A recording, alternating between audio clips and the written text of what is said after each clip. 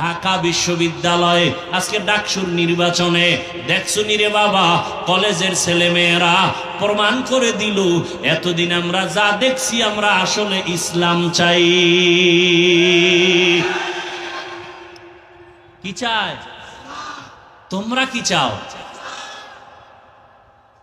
এই জন্য অনুরোধ করে রে যুবক, কোন দল বুঝি না, নেতা বুঝি না, ইসলাম যারা নিয়ে আসবে তারা আমাদের বন্ধু, যারা ইসলামের পক্ষে নাই তারা মুমিনের বন্ধু হতে পারে না।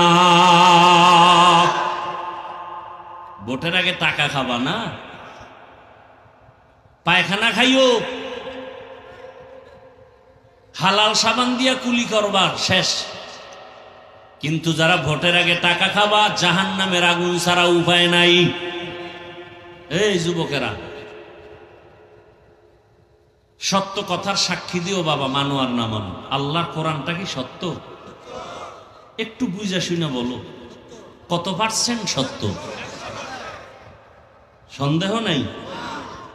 আচ্ছা, কোরআন যে 100% সত্য, কতটুকু? অর্ধেক। তাহলে বলো, যুবকদেরকে বলছি, বলো পুরাটাই সত্য?